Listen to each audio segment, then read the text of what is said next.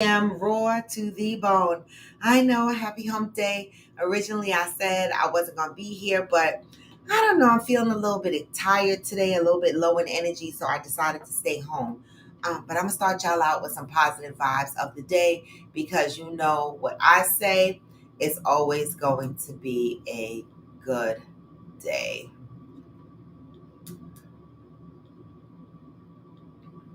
Step one, wake up early, gonna rise with the sun. Step two, get some good, some food in you. Step three, think real hard about what you wanna be. Step four, everybody just do your thing. Hey, Wake up, today's going to be a good day. wake up, today's gonna be a good day. Wake up, today's gonna be a good day. Wake up, today's gonna be a good day. Wake up, today's gonna be a good day. Wake up, today's gonna be a good day. Wake up, today's gonna be a good day. Wake up, today's gonna be a good day. Set your affirmations, aspirations. I got shit to do, the aftermath of preparation. Good food, good mood, blood in circulation. Sorry, y'all. One step at a time, yeah, that's how you make it. Set a goal. Goal you control and the steps you take them. I try to pick one thought, have some concentration. And if I make a mistake, it's called education. I try to do this every day, I call need more it lip gloss. replication. Wake up, today's gonna be a good day. Wake up, today's gonna be a good day. Wake up, today's gonna be a good day. Wake up, Today's gonna be a good day. Wake up. Today's gonna be a good day. Wake up, today's gonna be a good day. Wake up, today's gonna be a good day. Wake up, today's gonna be a good day. Life ain't easy, yo. I think there's a reason, though. Ups and downs, just like every different season, yo. Sometimes I'm high, other times I'm barely breathing, y'all. You always gotta fight and hide from the demons, yo. Negative thoughts are poison the ride. Head full of flaws, so she come in clouds.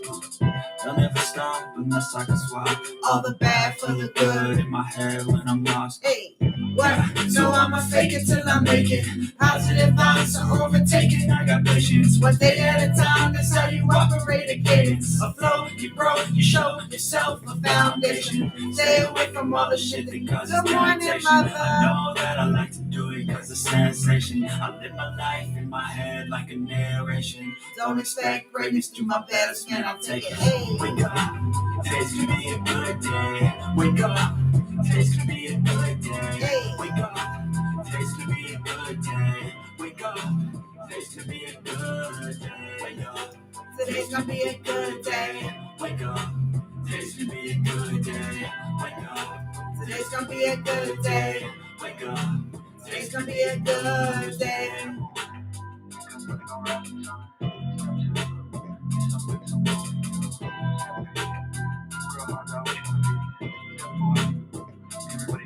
Hey. Good morning, good morning, good morning, Mother. You're probably one of the few that know that I'm coming on today since you and I was just on the phone talking. But I decided not to go into the office today because I'm feeling low in energy, like really tired. Like I want to go back to bed for a couple of hours. And I might do that in between meetings, take a quick nap because, my body, I think is trying to fight something off. Okay. Without giving too much detail, I think my body is trying to fight something off and it's affecting my energy levels. Good morning, Aquanda. So I might have to call my doctor later today or make an appointment or whatever. But, this is that time of year where, people start not feeling so good. And so being that I do have the ability to work from home, I'm not going to exhaust myself or risk going into the office if I'm not feeling, myself. And so I decided to stay home today and get some extra rest. Unfortunately, that means, good morning, Liebert. Unfortunately, that means that I'm not going to be able to meet Angel, our Coffee with Friends resident, today. If I'm feeling better, I will try to meet her tomorrow. I am so sorry, Angel. I am so sorry. I am not going to be able to make it into New York City today because my energy is just low. And I have I have that kind of characteristic that will make me get up, still go to work, fight through this, still go out and entertain, and then come home and pay the price for it. But self-care is so important, and we talk about that all the time. And sometimes you just want to do everything, and you got to know when to say no. You got to know when your body is saying, you know what, sit down. And so I'm going to take a break today. I'm probably going to rest the next couple of days because I need it. I really feel that the tiredness sweeping over my body. And so here I am on Question and Opinions Day instead of being in the office. Come on in, y'all. There's a couple of announcements that I want to make as usual. All right. And today is January 31st. It's the last day in January that we are reading along the topic of life. Okay. January was the month dedicated to life. And so we read excerpts from January each time we came on the show. And so I'm going to share with you what January 31st says. As soon as everybody else, come on in here. This Nicki Minaj thing and Megan Thee Stallion thing is really, really gone too far. Like, Megan Thee Stallion's mama's grave has been exposed as far as where it's located. Hopefully no vandalism happens. They have gone entirely too far. Megan's parents are trying to stir up some kind of lawsuit allegedly against Megan Thee Stallion for bringing up Megan's law in her music.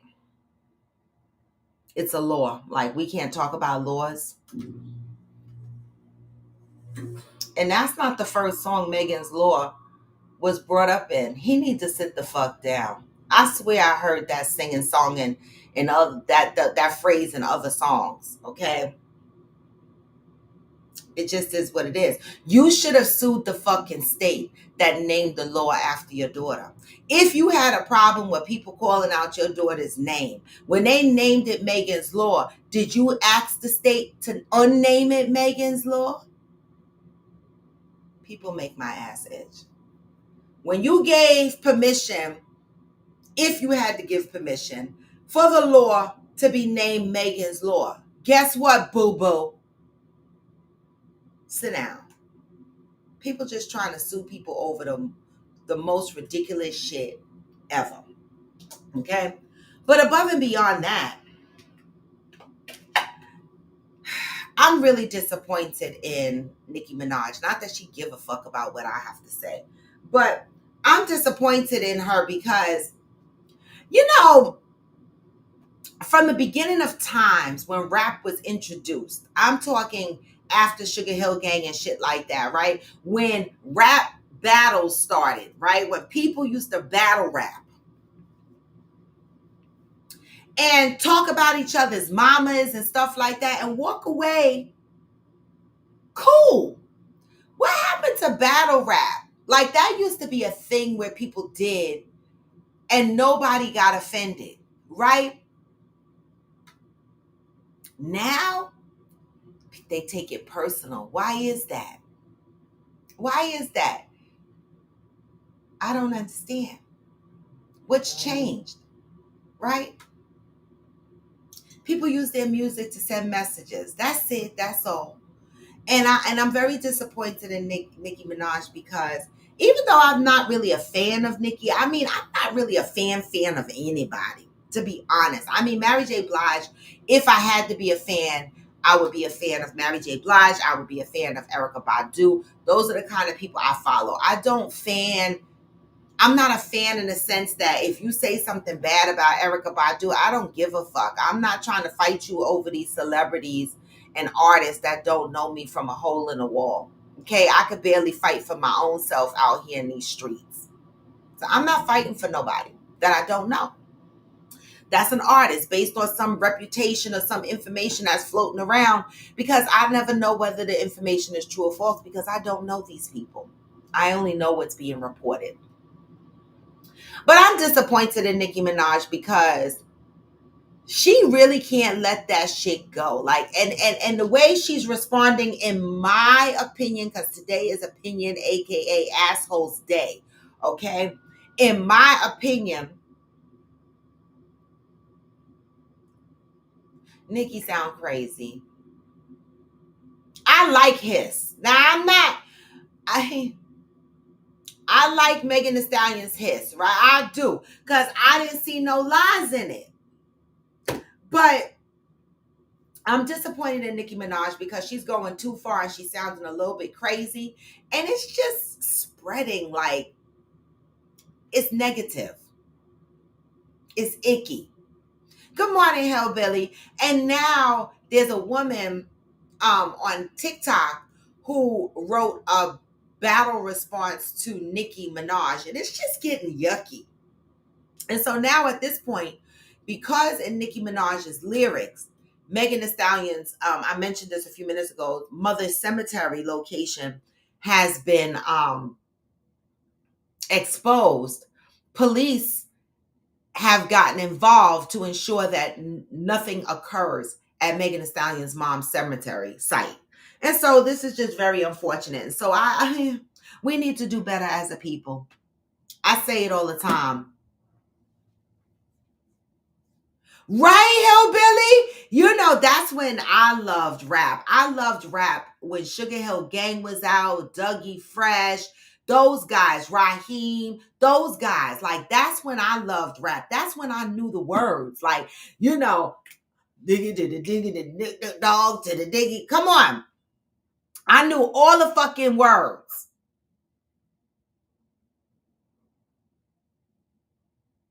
Okay? Don't rock to you. Stop. That was the shit. So I agree with you, Hillbilly. I would love to see that.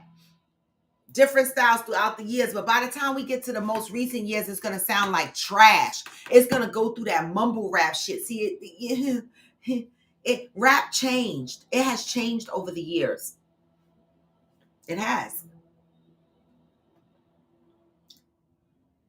Mama said, "Knock you out." Yes, LL Cool J, Curtis Blow. That was rap. Okay, Slick Rick. What we doing? That was rap. In my opinion. So that's my opinion on the Nicki Minaj and the in the Megan Thee Stallion thing. They need to stop and they need to grow up. Yes, Public Enemy.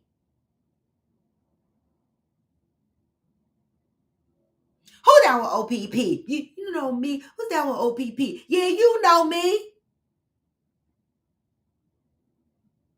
That's when I liked it. Right? That's when I liked it. But times have changed and here we are.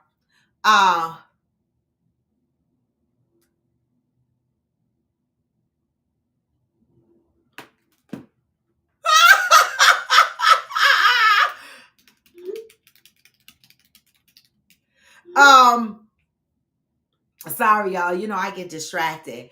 But Two Live Crew, come through. Hell, Naughty by Nature. Look at y'all. Look at the fuck y'all. Yes, come on in. Okay? Come on in. NWA, come on in the room.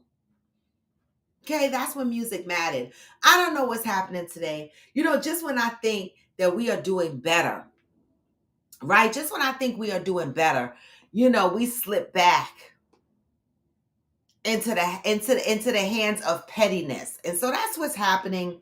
Two Black women in the music industry battling over some nonsense. Okay. Good morning, Mika Norris. As you see, I'm not at work today. I'm not feeling myself 1000%. I be hanging out too much. And I know COVID is back. And I just want to be careful. I know I don't have COVID, but I think I got something else brewing. And so I got to be careful with my movements and stuff like that. Like literally, I just been drinking water, I mean, of course, coffee in the morning, but I've just been trying to stick to my water intake for the most part and make sure that I stay dehydrated because I don't need no fucking problems. Okay. I got too much shit to do in 2024 to have problems. So I know something is brewing because I'm having these little cluster headaches. So it's annoying. So come on in, y'all. Come on in. Today is January 31st. Today is Wednesday. Happy hump day.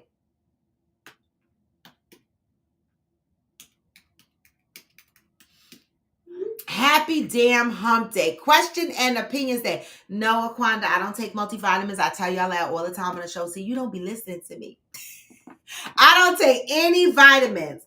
I go and get a vitamin drip. I try to go get a vitamin drip once a month. I had not gone in December to get my vitamin drip, and I have not gone in January to get my vitamin drip. But I just started the vitamin drip. So it's not even like I've been doing it for years. I have not. And so maybe this weekend or by Monday, I'll go and take my ass to go get a vitamin drip to replenish myself for the vitamins that I need. Because vitamins, to me, I'm not a pill taker. The only pill I can commit myself to is my high blood pressure pill. And that's only because when I tried to take myself off of the high blood pressure pill, my pressure went the fuck sky high. My mama was like, And so that's the one pill that I dedicate myself to. Any other pill can go scratch. I'm not a pill taker. Good morning, Tamika. Good morning. And so I have an issue with taking pills on a regular basis. And so I'm not a multivitamin taker, no.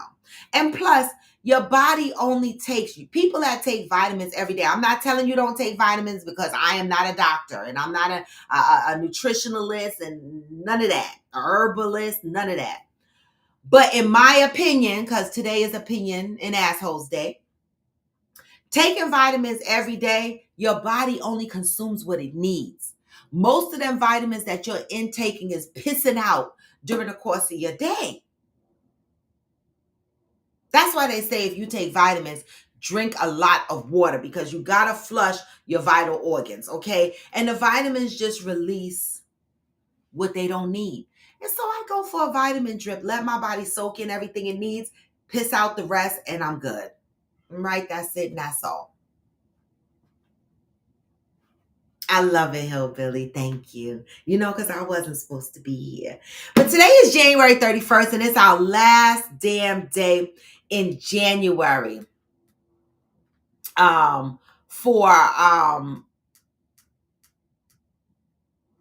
It's our last day in January for life, right? And so I'm going to go ahead and I'm going to read January 31st, positive read for today. A lot of people don't know that I'm on today, and that's okay. I almost didn't come on. I almost just chilled out and got some rest. But I wanted to come on because there was something important I wanted to tell y'all. But let me read this positive thought. Good morning, Nut Nut. Let me read this positive thought real quick. January 31st. Life will work for me when I realize troubles come to pass, not stay. Somehow, in the midst of what seems to be the worst possible thing that could happen, you must find the strength that you need to persevere. You must develop the courage that will be required to take the next step. You must face the challenge eyeball to eyeball in order to realize that challenge comes to make you, not break you. Losing a job, home, loved one can be a devastating experience. Your challenge may be a child or a family member who has gone astray. You could be faced with an unexpected change like a divorce or an illness. Whatever your challenge may be, it can rock you to the core. Somehow you must remember that you are up for the task. Remember that you do have the strength. Remember that you can trust life to give you the courage that is required to do anything or face anything. As painful or frightening as the difficulty may be, you will do what needs to be done because you have no other choice. Giving up is not an option. It's not. Give yourself a moment to take a breath. Allow everything that you are feeling and thinking to move through your body. The moment that you feel that you can't take it or won't take it or won't make it, reach down into the essence of your being. From that place, pull out a scream. Then pull on your power and your strength, the divinity of life within you. Tell yourself, this is going to make me stronger. This is going to make me wiser. This challenge, no matter what it is, has come to make you bigger, brighter, stronger, more loving, and compassionate. It will not break you. Trust yourself. Trust life. You will make it through this. Until today, you may have been feeling as if you were about to break down. Just for today, call forth the strength, courage, wisdom, insight, power, and love of the Spirit of life. Ask that you be guided through the next minute, hour, or day to a place of peace. What a message. Today, I am devoted to calling forth whatever I need to make it through difficult and challenging experiences. Who's going through some difficult and challenging experiences right now? You don't have to tell me what they are. But who is going through some challenging and difficult experiences right now and marinating on their troubles that they are faced with right now today? Who needs to be reminded that your troubles, right, they come to pass. They make you stronger. They make you wiser. Who on here is navigating through something that they're worrying about, stressed about? It says, allow everything that you are feeling and thinking to move through your body. That sentence is so deep because sometimes I go through things like every other human being. And when I start to think about the things that I'm going through, I cower and I do not allow the thought to run through me. This says allow the thought to pass through you. Right? Stand up and accept the challenge, knowing that these times will pass, knowing that this will make us stronger, better, wiser. The experiences that we have in our lives, sometimes the bad ones, we look at them and we say, why me? And sometimes you got to say, why not me? Right? When I look across my life and I think of everything that I've been through, right? And where I am today, I shock myself. I shock myself. Right? And then when I think about the things that I'm currently going through, I look back at the old me, the 16-year-old me, the 20-year-old me, the 30-year-old me, and I go, look, I know you going through some things today. I know you are going through some things right now. But look at all the things you have been through. And look where you are today. That gives me the strength. That little reminder puts that battery in my back and it says, you got this. Anything that comes my way is going to make me stronger. It's going to make me wiser, right? I find myself asking myself, is this going to kill me? And if I say no, okay, then I'm good to go. Hillbilly Ma, I'm praying for you. Your brother-in-law and your brother. Both of them in an induced coma. I didn't forget. When you are going through some things, sometimes you're stuck in that why me? Why not you? Why not you? Right? Good message today. Good message today. Because shit, I jump on this show and I be laughing and I be ha ha ha.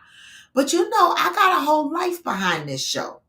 I got a whole life and responsibilities and people that depend on me. I have my own worries and battles that I need to go through. Okay? Good morning, Shirley. But you know what? Each day that life passes, I remind myself that with each trial and tribulation, it makes me stronger. It makes me wiser. Right? And it is my responsibility to continue to grow through it. And so, with that being said, y'all, you know how I jump on here and I be like, good morning, Angel. No, we just started actually. I'm so late because I'm having like these cluster headaches and my energy levels are low. So I started a little bit late. I was actually laying on the couch talking to my mama and I was telling her I wasn't feeling myself today. But I wanted to do my show because I had a couple of announcements to make. But you know how I get on here and I be like, oh my God, y'all need to go to therapy. People need to go to therapy and blah, blah, blah. And I kept saying to myself, ooh, I keep telling you guys to go to therapy. Good morning, y'all. I keep telling you guys to go to therapy. You need to go to therapy. Therapy is good. And I have yet gone to therapy, right? I got to check my own self and pull my own self to the carpet. I got to hold myself accountable. So I finally made my first appointment to therapy and got a confirmation. I have an appointment for Monday, my 15-minute consultation with the therapist that I chose based on her profile. And so I'm nervous. I never thought I would be so nervous. Now, I share. I live my life out loud. I never thought I would be so fucking nervous to talk to a therapist, right? And so what I did was I wrote down, I grabbed this little notepad I had, and I wrote down some things from the top of my head that I'm struggling with, right? Because immediately I started thinking, what is she going to ask me? I don't even know what's wrong with me. Am I going to have to explain shit? I don't know what to explain. I don't even know what to say. Where do I start? Good morning, Valerie. These are all the things that are going through my head as I'm prepping mentally for my first therapy session or consultation on Monday. Anybody else go through that? See, y'all, oh my God. I can't deal. Y'all, because I don't know where to start. So I took this notepad, right? And I just blurred out a bunch of stuff that off the top of my head, I think I'm struggling with, right? And I have this notepad and I'm like, what else? I just feel like I'm going to walk into this office and not know what the fuck to do. Wish me luck, y'all. Monday. So I got time, but I want to say that I have stepped into the room and have taken, accountability for myself, for my mental, health. And I stepped into the room into therapy. So pray for me. And the good thing about this therapist is originally when I was looking for therapy, I was having trouble finding a therapist that had early evening appointments because a lot of them had like this 11 a.m., 12 o'clock, 2 o'clock. And I'm like, I can't go back to work after a therapy session. So this particular lady, I was able to book a 6 o'clock appointment with her because I know for sure I'm going to need to stare at the wall in the corner after therapy. So wish me luck, y'all, because This is a big step for me, and I'm terrified. I'm being honest as fuck with y'all. I am terrified because this lady might look at me and go, woo.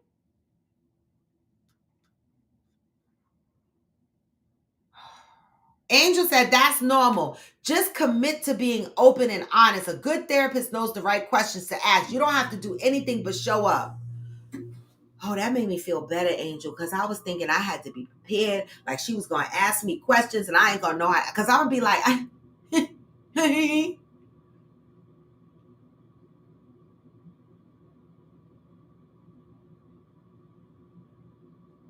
thank you, y'all. Valerie, because baby, I hope I don't faint. That's the other thing. Like my anxieties are so bad at this point. Now that I fainted, now I have this worry and this fear that when I'm out and my anxiety's kicking and I'm a faint, like sometimes I get a little lightheaded and dizzy and I have to stand still. So if y'all are ever hanging out with me,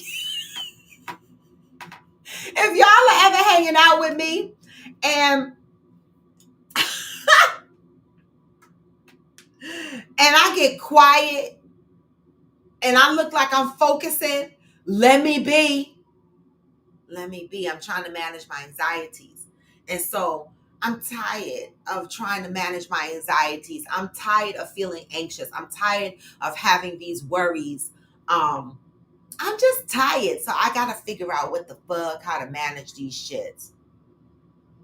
I got some Valium too, because my doctor wrote me a prescription and was like, don't come in here without taking a Valium. I mean, this can't be my life.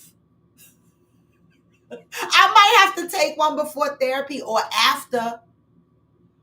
Because I don't know, like, my anxieties are so bad that once they start, right, I can't stop them. It takes me a long time to get them to calm down. Once they are really peaked, baby, they are peaked for a long time. It's very scary. Angel said, I find it helpful for me to go to work right after therapy. It lets me detach from the session and process everything discussed in doses. Okay.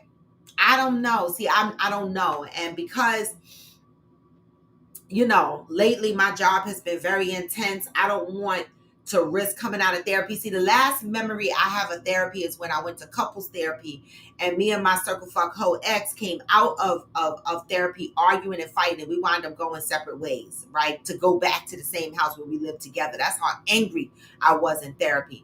And so it festered in me. And so I don't know how I'm going to feel after therapy. And so I just want to be cautious not to book it in the middle of my workday. So depending on how I feel after a couple of sessions, I'll know what I can handle and what I can't handle. So I'm just playing it safe for now. But that's a good point. Something to distract you, detach you from the session. Cheryl Lee said, those aren't unusual feelings or thoughts, Raw. Thank you, Cheryl Lee. I shared in Discord last year a manual written to help in vetting and questions to ask when selecting a therapist. I'll see if I can locate it. Okay. Yes, Cheryl Lee. Please, if you can locate it, because I made an appointment with another therapist initially through Headway, which is the website that I was using to get a therapist. And I picked the therapist based on her profile, sent the information in, made the appointment through Headway, and then her office, her assistant contacted me in email, told me that I needed to set up a quick discussion to determine which therapist they need to put me with. I said, I picked the therapist I wanted to see based on the therapist I chose. I didn't know that this was a company that had a pool of therapists and y'all gonna pull me in according to this one lady's profile and then stick me with somebody else. And so I responded to them because they canceled my initial appointment and set up like a quick 15-minute to see which therapist would be more appropriate for me. And I emailed them back and said, no, thank you. And I told them that their process triggered my anxiety because I went through the Headway website, which is supposed to make it ease for people to book therapy sessions and get a therapy session as quickly as possible. I didn't like her process. And so I told her she triggered my anxieties. Do better, therapist. Like, I'm telling you, I have anxieties and you're taking me through all this shit to make an appointment. And so I went with the first woman I initially chose in the first place. And so there it is. But today, y'all, is question and opinion day, aka asshole day. So we can throw anything on the board. We can ask anything we want. We could discuss anything we want. A good question came up in our Coffee with Friends chat group. Well, I shouldn't call it Coffee with Friends chat group because it's me and Debbie and Fancy in that chat. And they posted a really good fucking question. Where's Deb and Fancy? They don't know that I'm on today, right? But this was a good fucking question.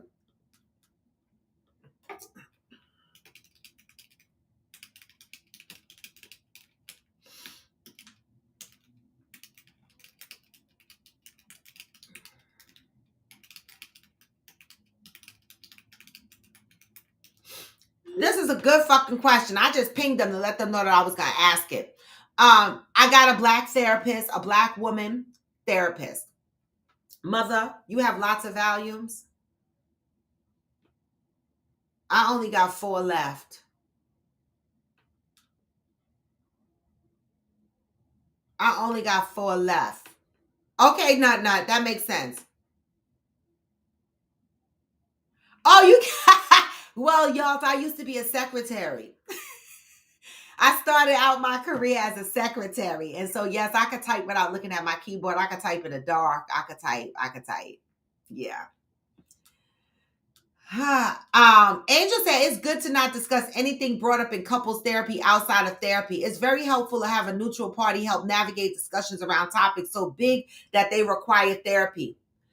I didn't discuss anything that was discussed in couples therapy. I came out, me and him cussing.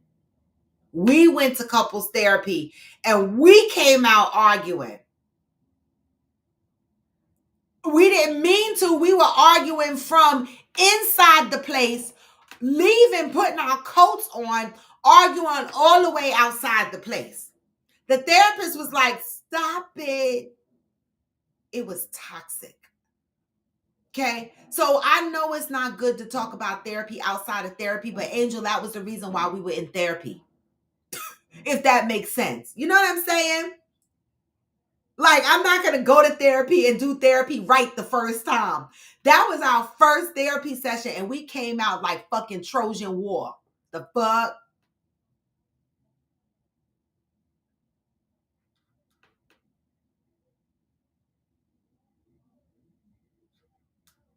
So that is one thing I wanted to share with y'all. But guys, today is question and opinion day, and I have a question.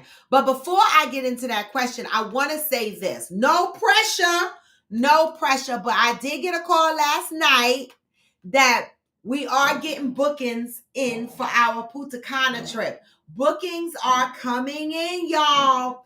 Bookings are coming in for our Punta Cana trip.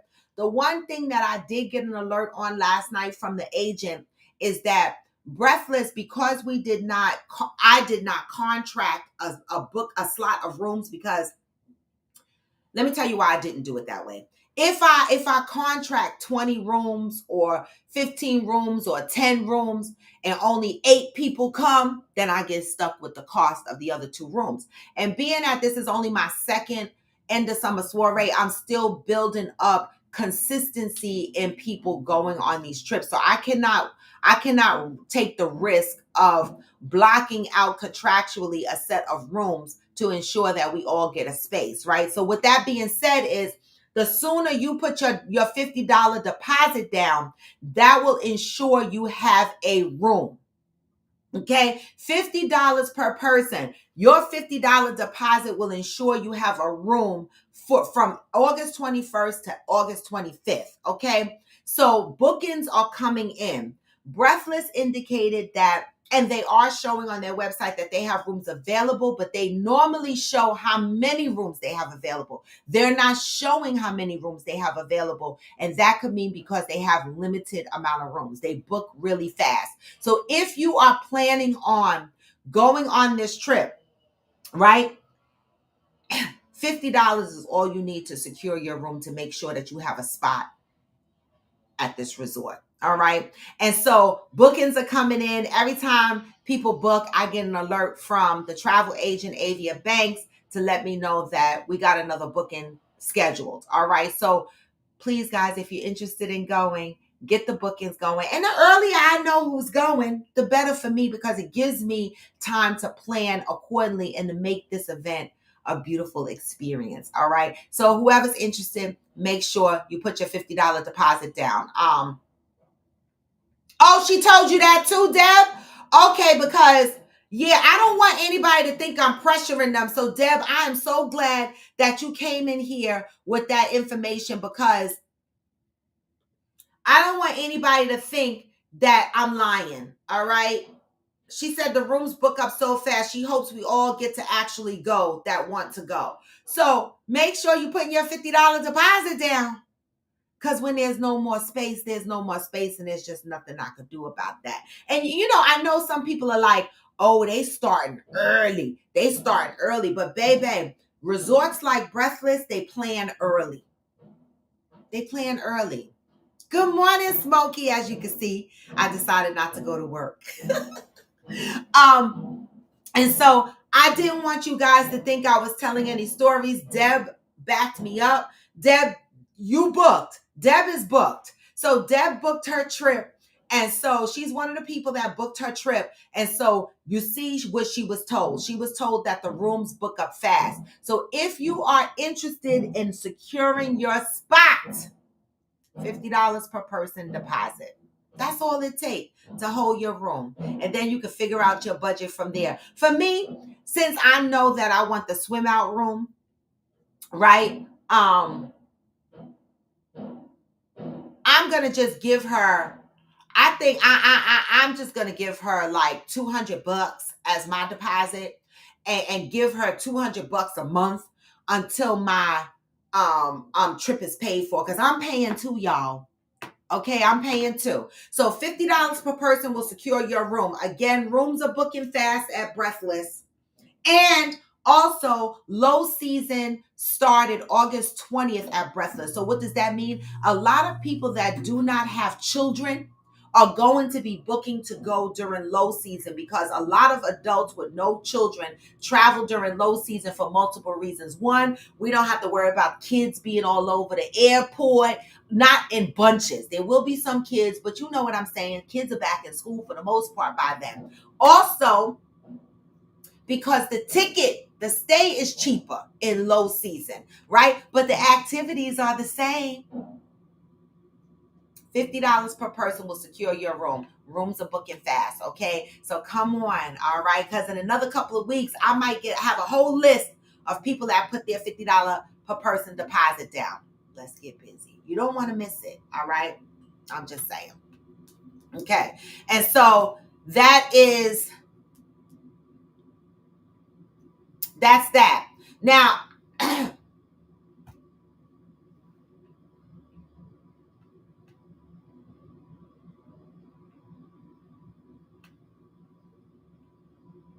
just a reminder, March 31st, everybody's remaining balance is due by March 31st.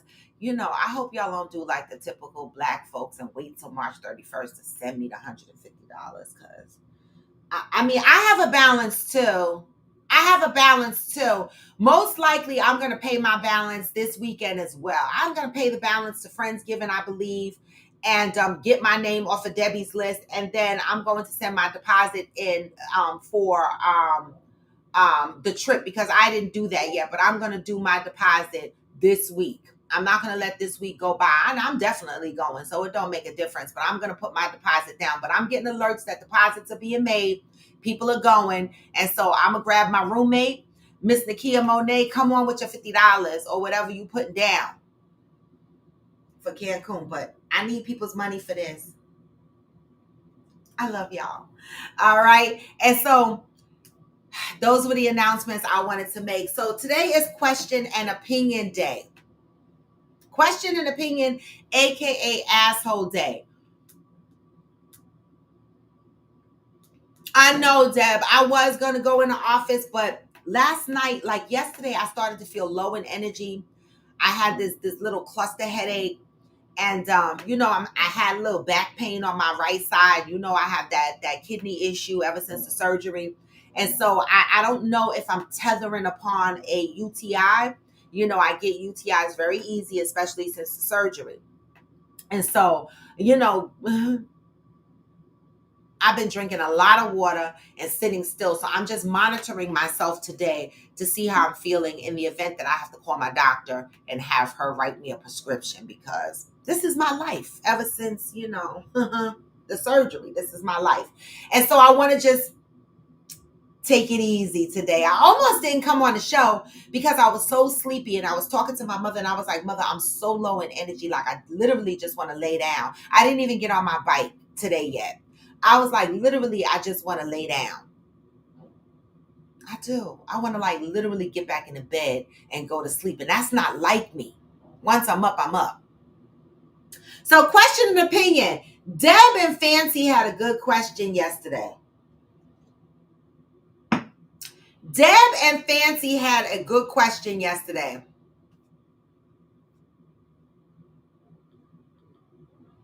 They did.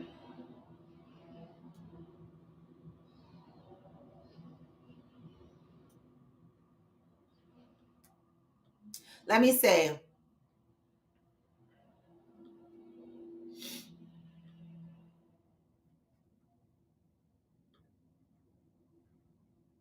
Let me see if I could pull this up, because I want to show it exactly how they sent it to me. Okay. Let me see.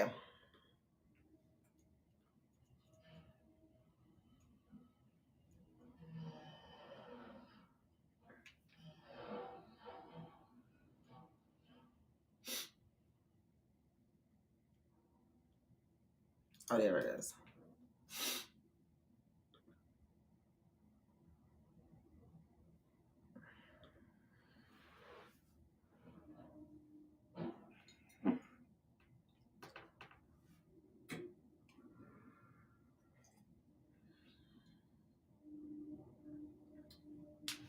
Let's apply this question to women and men. How do you tell your woman or your man? Debbie and Fancy posted this yesterday in the group, and I was like, I had to think about this because, I did. I go through fluffy season. I do. I'm not always in my best self, right? I go through seasons. Like, if you look through my profile on my social media pages, you'll see that I have my chunky season, I have my fit season, I have my chunky season. I have fluffy periods in my life, and I don't care, right? I mean, I care, but I don't. I don't let it stress me, right? Because I know that I eat what the fuck I want to eat, right? And I know that I have to exercise. If I don't exercise, I will get fluffy, right? And so I had to think about this. And I said, no, my feelings, well, it depends. I had an ex that used to make comments about my weight. I did. I did. And it didn't bother me initially until it became regular. Like, it became like a thing. And I was like, yo, you are really leaning in on the fact that, good morning, I am Jacinta. You are really leaning in on the fact that I have a stomach, or you're leaning in on the fact that I've gained weight, or you're leaning in on the fact that I'm chunky, or whatever the case may be. And it became frustrating more than anger. It became frustrating because I was like, what the fuck? Like, I got tired of hearing it. I did. And then I start snapping back in real negative ways, like calling him an ugly motherfucker, talking about his mama and shit. I got real toxic. Every time he talked about my weight, I would talk about his mama. And it just got real toxic. Why is this necessary? Why is this necessary? Because I don't know any good way of doing this. Wait, let me see what you guys are saying, because the fuck? Y'all said, say it with love and compassion. That's all I got, because no matter how you do it, feelings will be hurt. Is it necessary to say? Is it necessary to say?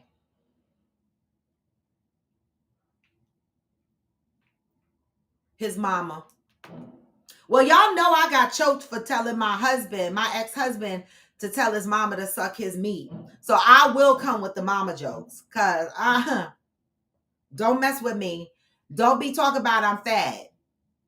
Or don't be going to England and calling your mama first and not your wife, because I will tell you to call your mama first when you want some sass. The fuck? I will get your mama. Is this necessary? Has anybody ever experienced this? Hillbilly said it would result in divorce or death. So how do you tell your partner they are becoming unattractive to you or they're a turnoff? How do you tell your partner that? Wait, Debbie said, Debbie says, see, I think it's a way to say it without hurting feelings, but maybe not. You know, for some reason, I could see your whole face when you said that, Debbie. Like, I could see you having this puzzling look on your face.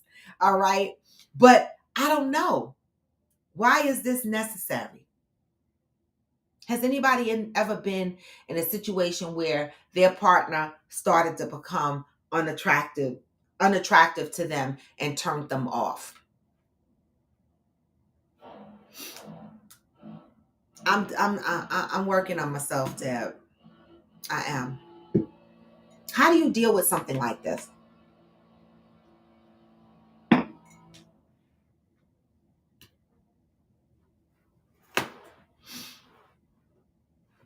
Because I almost wonder, like when people meet and they start dating, right? People do know that we change over time, right? We do change over time. And even when I look back at some of my photos, I can see that my body has changed, right? We're going to evolve, right? And we got to constantly do the work to keep what we ourselves feel is attractive, not other people. But what happens when your partner doesn't think you're attractive anymore?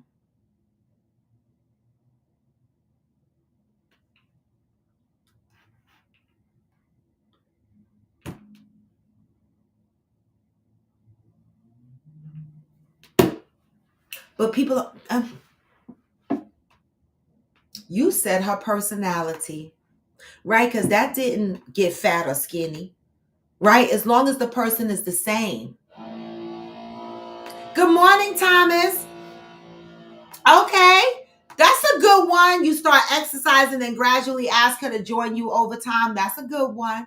That's a good one. Y'all can walk together and stuff like that. You don't necessarily have to say you fat and you unattractive and you turning me the fuck off. So Debbie, when you say there's a nicer way to say it, look at what Thomas Wiggins said. Start exercising. Be the inspiration, right? And then invite your wife to work out with you. Start inviting her to take walks with you. Do it together. When y'all cook healthier meals together. You don't have to be so fucking rude and callous to come out and say something like this, because people change, especially women.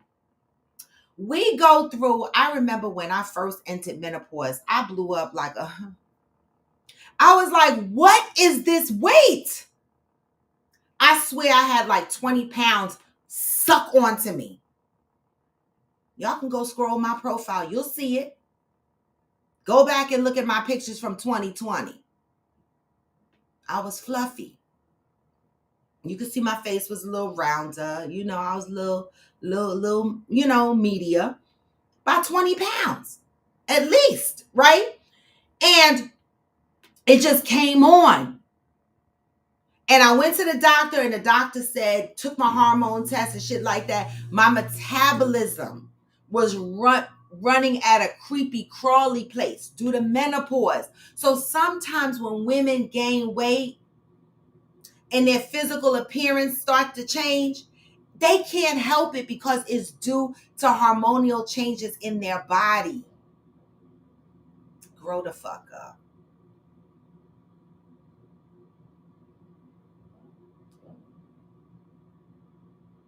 Wait, Debbie said you a unicorn because I know too many men that would be complaining. Yeah. And then the men wonder why. See, and I'm leading this somewhere, right? Because you know how I posted the other day where a guy went around asking a population of women and then a population of men, what do they think men prefer, BBLs, right? And all the women said, men prefer BBLs, men prefer BBLs, men prefer BBLs, they prefer BBLs, right?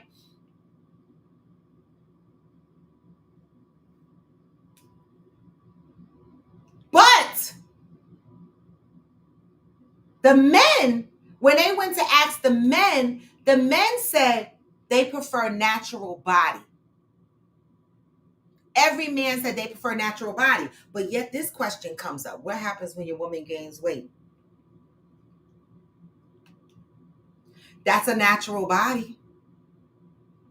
And then y'all wonder why women are spending money going to get lipo and shit like that, because questions like this. What happens when your woman becomes unattractive or gains weight? But then these same men go around saying, we love the natural woman. We love you the way you are. Do you?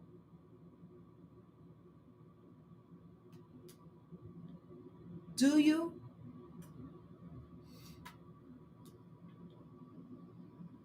I agree with Thomas' approach because it's nothing rude about that. It's nothing rude about what Thomas said. Start fucking exercising and invite your partner to go with you. Do stuff, do physical stuff together. I am good for that. I am fucking good for that. Listen, people be like, leave me alone. I be like, let's go for a walk. Okay? I've only had one man in my life. One man in my life. He wasn't the best man. It was my last ex. He wasn't the best man, but he was the only one that I could be like, let's go for a walk, and he'll go. Now, he used to complain. He was buff. He worked out and he was buff, but he was into weights more than walking. He walked, but not like me. When I walk fast. And he'll walk a couple of miles, but he walk at a different pace. The only thing he used to complain about is, if we go walk, are you going to walk fast? And I have to be like, no, I'll walk slower, right? If we're going to walk together, right? Because I'll go out in the summertime, springtime, summertime, and during the week I walk 3 miles. On the weekends, I'll do 5 miles or whatever, just to walk on top of my bike, right?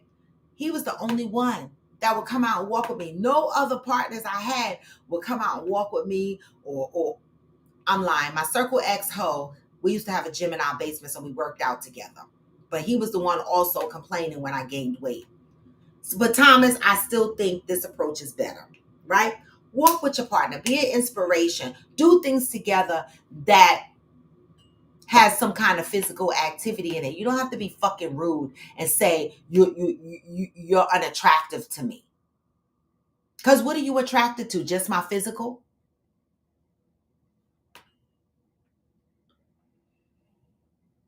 Jacinta said, honestly, with me going through postpartum things, if my husband came out his mouth with any of this, it's war. Now I can see maybe a year later if I'm still walking around comfortably with this weight. Your husband ain't gonna say shit. And that's baby weight. That's different. He ain't gonna, He not gonna say that I am Jacinta. Because if he say that, call me.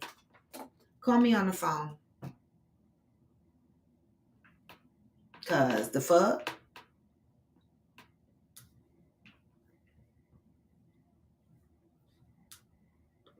Y'all said, I think women are more accepting of their guys' weight than men towards women. But women should pick up on the fact that their guy isn't attracted by his actions or lack of affections, etc. You know, interesting you say that. I saw a post floating around social media that said, the guy said, well, the caption said it's been 2 weeks since they've had sex, right? And the guy said, um, basically he wanted to have sex that night. And she said, I'm not in the mood. What happens, right? Because sometimes there's little signs, right?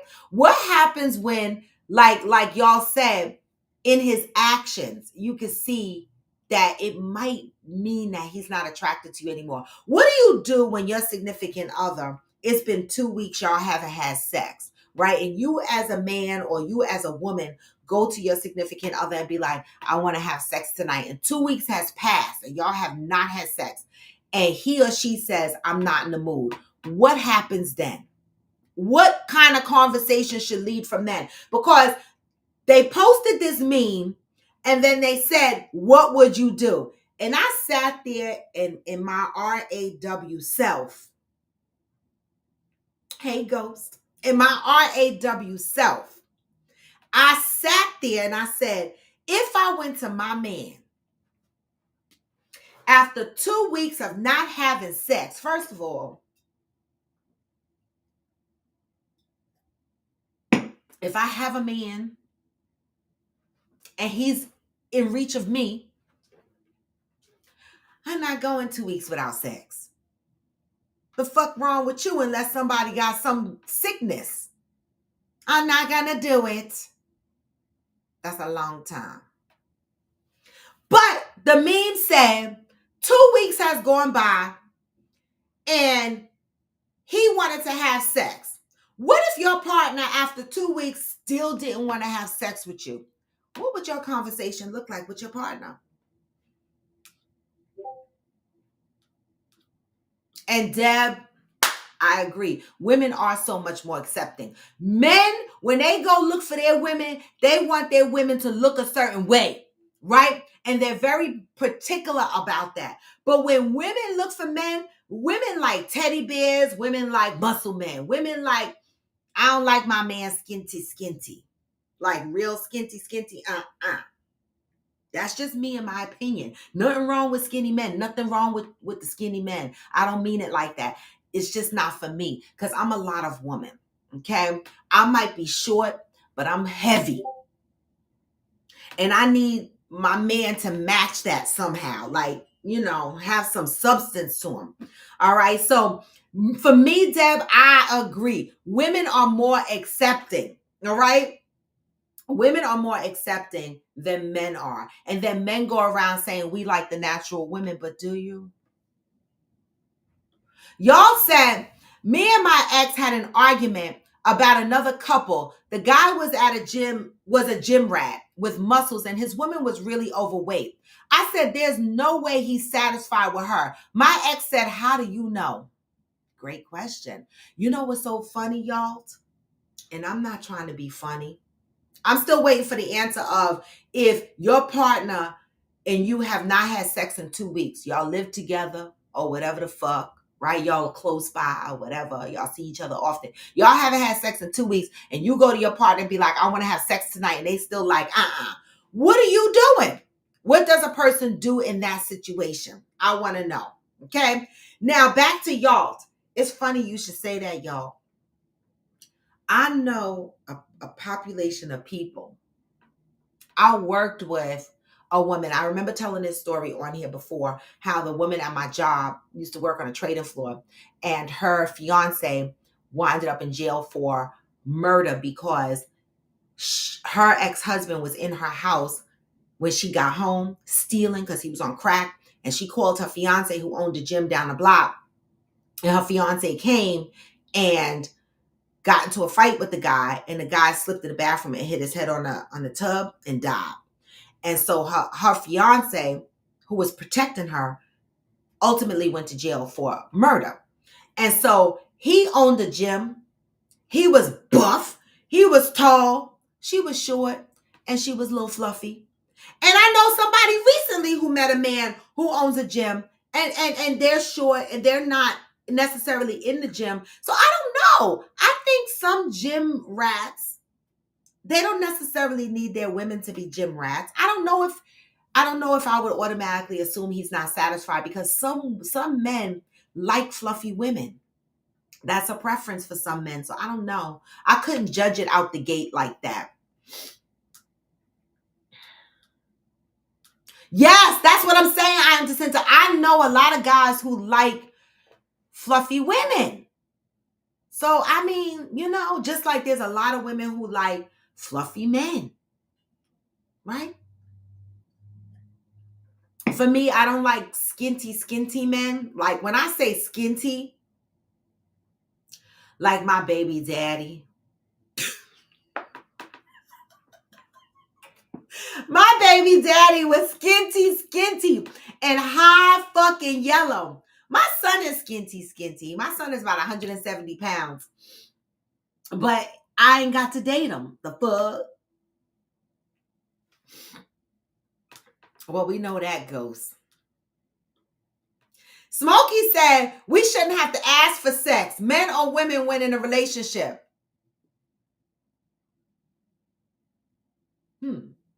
Right. Just know. After 2 weeks, I'm going to be honest. Well, it was my real life story. My ex-husband. I left him because of bad sex. And people look at me sideways because they think that women settle for bad sex. No, we don't. We do not. We don't settle for bad sex. Okay? Men be acting like it's them. Oh, she whack. I'm going to go to the next chick. We do the same thing. I don't give a fuck. Your sex is bad. It's bad. And I tried to work it out. I told y'all the stories. They out there. The fuck? But it was just bad. And he was a cheater. So you cheating with bad dick? I'm out. I left. Well, I put him out. Right? Shouldn't have to ask for sex. And you shouldn't have to ask for good sex. Can it just be good? Fuck. Deb said, Mo, I have seen that and I found it interesting, but I just thought maybe that was his type. Yeah. Some men like him like that.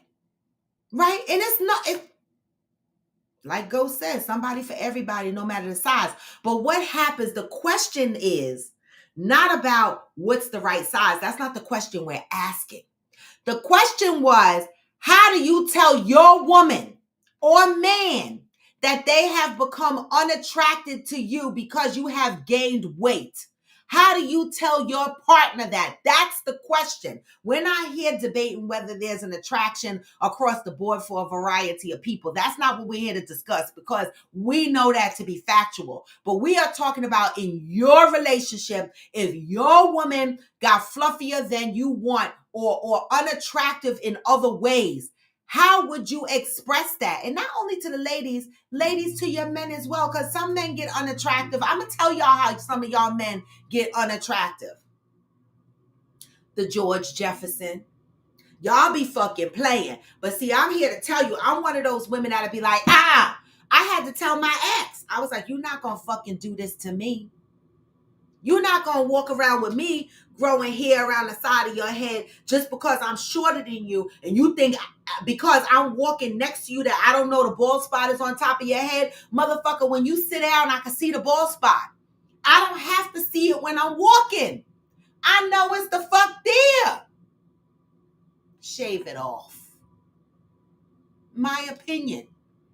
Right? And that's exactly what I say to any of my men. Shave it off.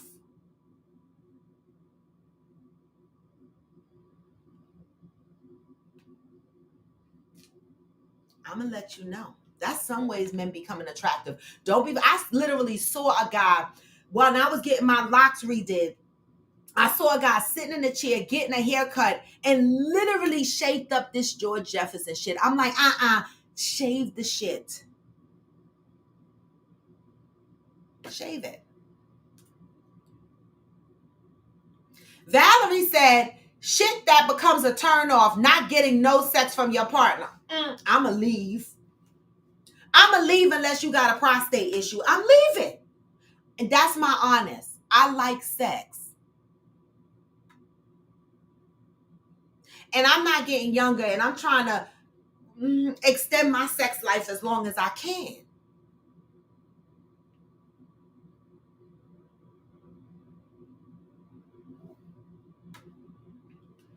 And you're the only one who said that, Shirley. In that situation, you have a conversation because it's more than just sex. What else is it? You talking about the 2-week shit, right? Your partner and you have not had sex for 2 weeks, and your partner comes to you and wants to have sex, and they're still not ready to have sex. What do? Cheryl Lee said in that situation, you need to have a conversation because it's more than sex being the issue.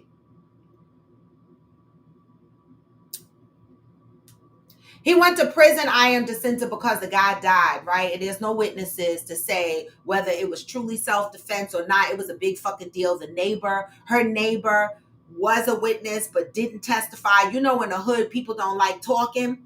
And so they could not tell it was his word against a dead man and his girlfriend's word. And a difficult fucking case, and it was sad as fuck. But I am dissenter, these shits happen. My baby daddy's daddy, I didn't meet him until my baby daddy was on a respirator dying, because his father, when I started dating my baby daddy, his father, who was in the military, okay, winded up in the barracks. What do you call them? The jail, the military jail or whatever, because of a bar fight. In a bar, drinking, bar fight kicks off. He fucks the motherfucker up. The motherfucker died. It's a bar fight. He said he was sitting at the bar drinking. Fight broke out. He was trying to mind his business, but somebody swung on him and it just fucking erupted.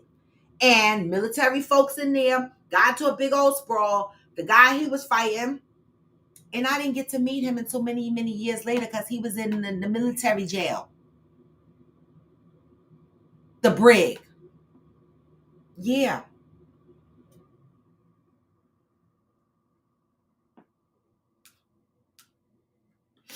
Hillbilly said, I asked my wife if she wanted some super dick. She said she'll take the soup. Listen, Hillbilly, last week you flipped your wife around and was almost killing her. Oh my God. What the fuck? Y'all be having hillbilly sex. That wild shit. Fuck. Nut said, me personally, I'm attracted to energy. So what you look like doesn't matter much to me as long as you keep yourself up. Now, I have my preference, but if your ways and personality turn sour, then that is a turn off to me, and I don't care if we can come. I don't know if we can come back from that. Okay, Nut, I like that.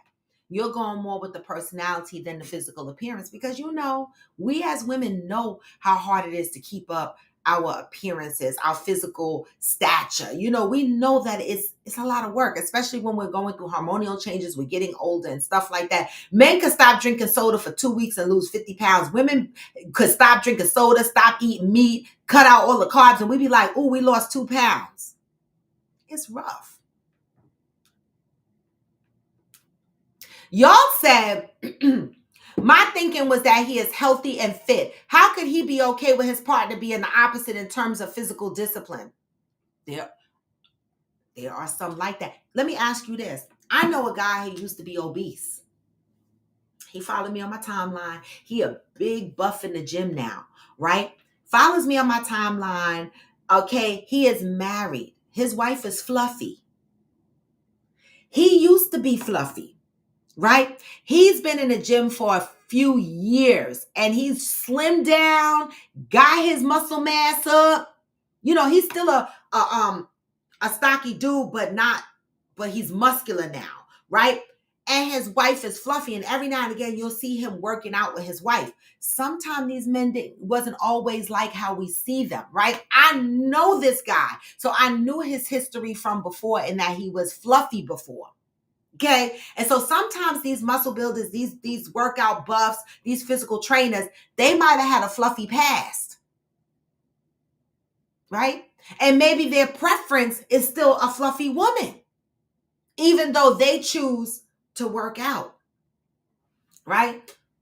But I get why you would ask that question.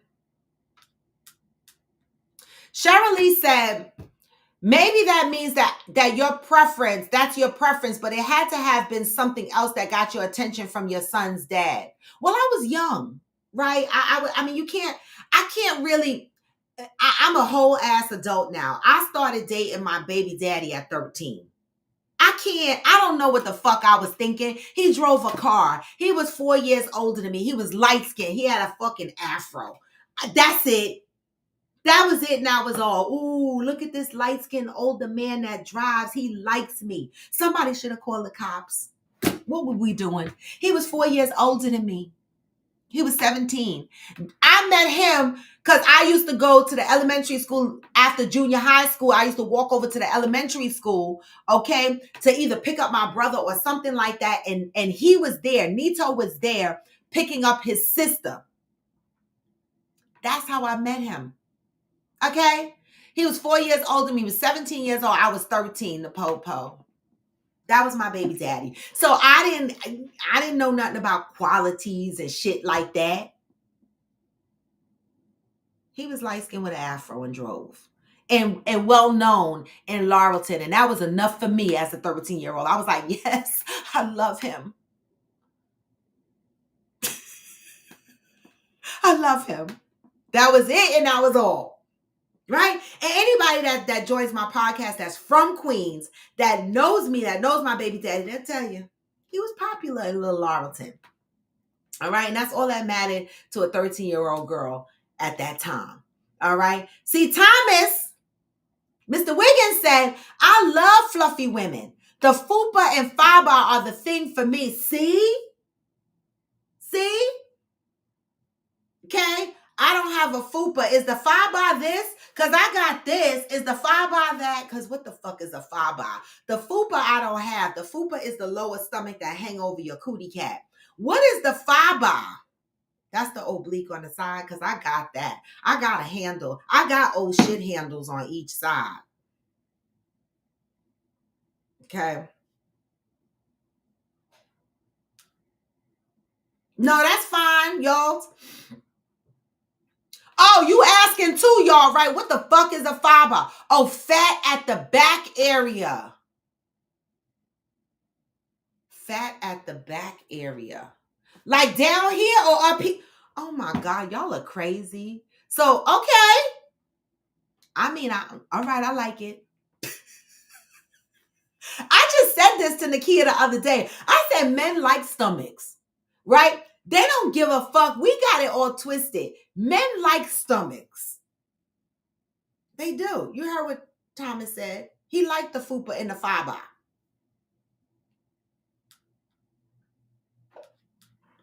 Valerie said, did you see the video where the girl asked her fiance, how did you know that you live? Oh, that you love me. He said, you really want to know? And he said, because your pussy is trash.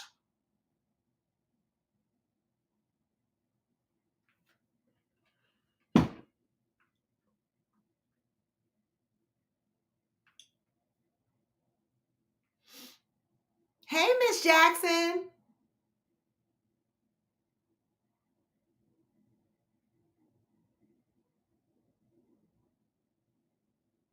What happened? Miss Jackson said, you keep it real. Years ago, we took a trip and I gained 10 pounds. Hubby let me know quick. Laugh out loud, but I'm a personal trainer, so I got to it and lost quick. Please tell me. Oh, please tell you. So you want to know. You want your hubby to let you know. See, I don't need anybody to let me know I'm fluffy, because I know I'm fluffy. Right? I know when I gain weight because my clothes don't fit. The fuck? I don't need nobody else to tell me I'm fucking fluffy. I used to go to work, and my coworker that sat next to me, I used to come into work because one of my things is I do not buy bigger clothes.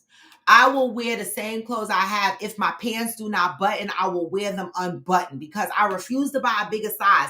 It's something that tells me, bitch, you want to get back to your size, get in these pants. You want to close your pants, they gonna hurt until you do something about it. True story. I used to go to work like that and wear my shirt on the outside. But this one particular day, I was sitting at my desk and my coworker that sits across from me, in the cubicle across from me, looked over and he noticed that my pants was unbuttoned. And he said, you getting a little fluffy. He didn't say it like that, but he did tell me. He was like, and I noticed that your pants are unbuttoned and your hair's growing long. Are you pregnant? I was like, this motherfucker. I was like, no, motherfucker, I'm just getting fat. The fuck? He was like, well, why you don't buy pants? I was like, I don't want to buy pants. I want to make sure I suffer until I get these shits closed. And I do it every time, right? Every time. Now I depend on my waist beads because I don't want to deal with my pants like that. So when my waist beads start choking me and I start sitting and trying to adjust because my waist beads are getting tight, that's when I catch myself. Deb said, then I think Thomas' approach was the best approach. Exercise and eat healthier together. What's good for the goose has to be good for the gander. I think that's the best way. I agree with that, Deb. Stop running your mouth. Stop telling somebody that they're unattractive. Stop telling the next person that they're gaining weight. If you love your partner and you want to see them do better, be better, do it together. There's nothing wrong with that. I always believed in that. Donovan and Damaris have a whole gym in the basement set up. And they work out consistently, together, not together, whatever. But they make it a team effort. You understand what I'm saying? They keep fitness as a part of their relationship together because they both like to look at each other a certain way. And that's okay.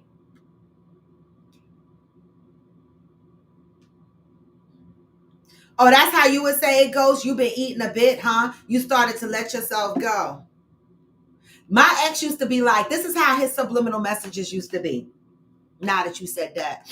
I would be eating. He'd be like, you gonna eat all that? You gonna eat all those carbs? Every time I went to eat. And it got to a point like when I made my plate, before I put the fork in my mouth, I was like, this motherfucker gonna say something, right? And I went through that until eventually I cussed him out. And I was like, what the fuck? Like, yes, I'm gonna eat the shit. It's annoying. And monitoring how I eat. You should eat 5 meals. You should eat. It was so fucking annoying.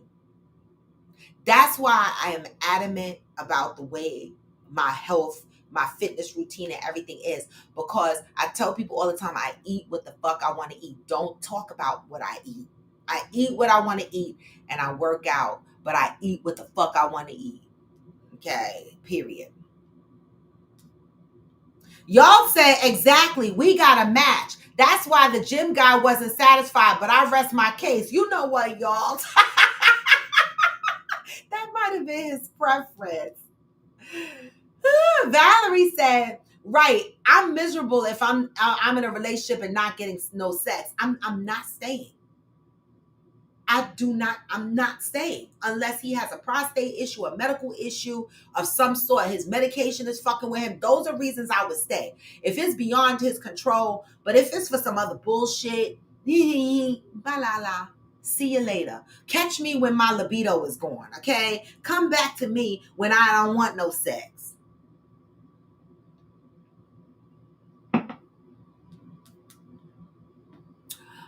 Y'all said, Valerie, my boy sent that to me. I was flabbergasted and thought, yep, that's real love. How do you tell your woman her pussy is trash?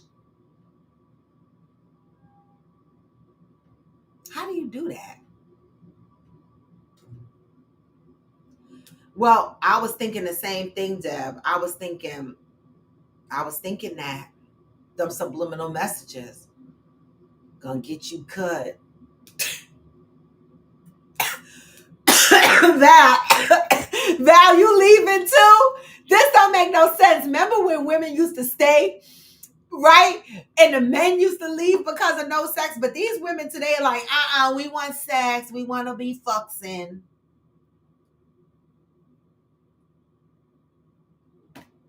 We want to be fucksing.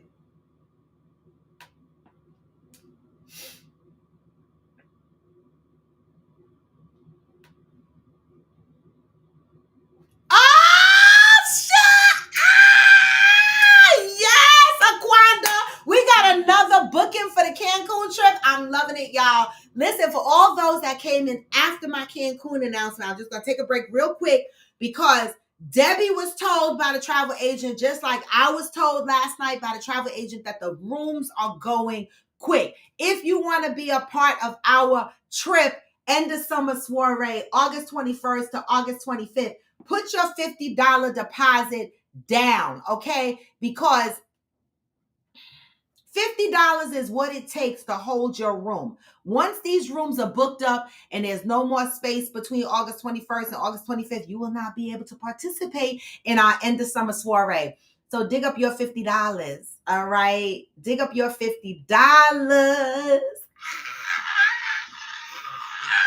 Get your room, because shit, this gonna be on and popping. I don't know. I don't know about y'all, but I'm gonna have to swim up room. Come swim in my room. That's all I got to say. All right, back to business. Thank you, Aquanda. Another trip for the books. Listen, let's see who's going to be my MVP of Dominican Republic. Aquanda was the MVP of Cancun, Mexico last August. All right, August 2023, she was my MVP of the end of summer soiree. Let's see who's going to be the MVP of Dominican Republic trip. Okay, August 21st through August 25th. All right, come on, let's do it. Breathless. Thank you, Aquanda. Okay. Nut said, you ain't lying. I have changed my lifestyle, diet, and I can't seem to lose the weight I'm trying to lose. Now I've lost like 16, 17 pounds, but it's not enough that I can see a difference. Listen, our bodies. One, Nut, you got to drink a lot of water. Try to drink half your body weight in water. Okay, so if you're 160 pounds, get down 80 ounces of water or more, right? Make sure you are getting 30 minutes of cardio in at least 5-6 days a week. I mean, some people say start out with 3 days a week, but you know, I'm going to go 5 or 6, okay? And stay consistent, right? The one thing that I've learned, and then everybody's body is different, Nut, right? The one thing I've learned, people that tell me all the time, oh, just diet. No, fuck you. I don't want to diet, okay? But the one thing I've learned about my body is I just need to work out. That's it. I need to work out. I need to be consistent with that. That's what maintains the body that I'm comfortable with, okay? And so you just have to figure out what works for you. And I think you're doing a great job. Congratulations on losing the 16 to 17 pounds. It's not easy. Shit, it's not easy. Congratulations, Nut. Are we licking the like buttons here? Make sure you guys are giving me the thumbs up on your way in and on your way out. Cheryl Lee said, at Nut, to be concerned about your significant other health when they gain weight is loving. To be concerned because of appearance makes you wonder what actually made you want to love me. Because some people are in love with your appearance. They are. But our appearances are not always going to be the same. Like, it's just not.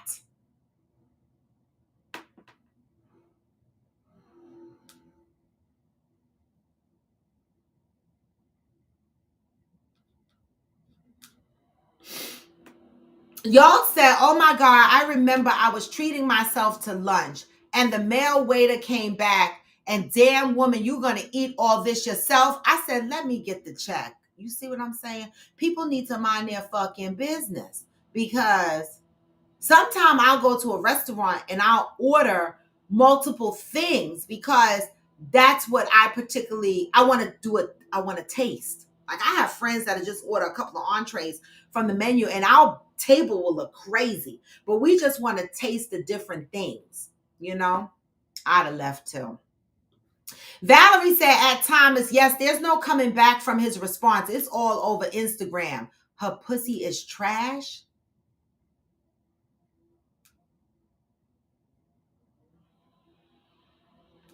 Oh!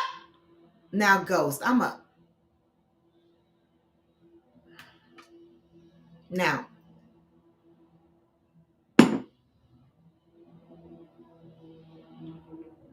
okay. He settled for the trash pussy. I don't know how I feel about that. How would you ladies feel if your man told you your pussy was trash? What makes a pussy trash? Because it's dry? Throw some lubrication in there.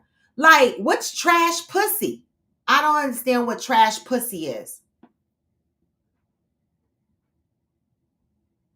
Oh, your daughter is not going, so you're solo. Okay. I know, Deb. That's what I'm trying to figure out.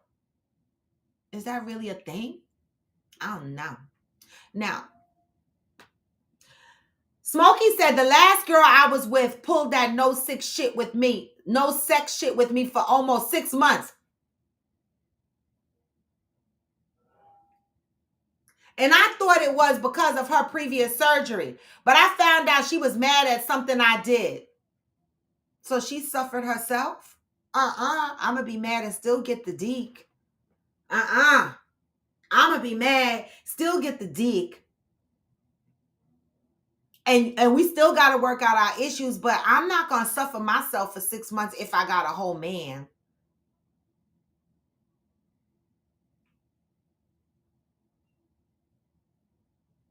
I know, but y'all, I'm not. What is bad pussy? I'm not saying it doesn't exist, right? But the only thing I can think of bad pussy is dry. Listen, Aquanda, us. I'm gonna have to do something strange for some change too, because we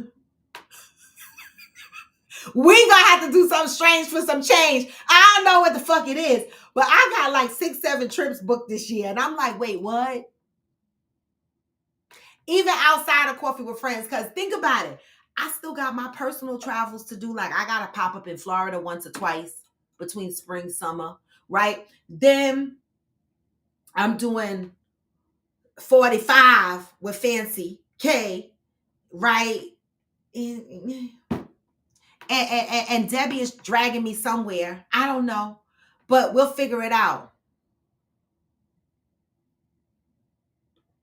People.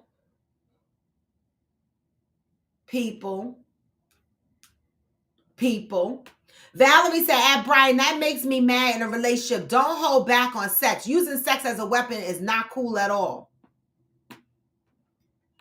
I remember my ex was so petty, right?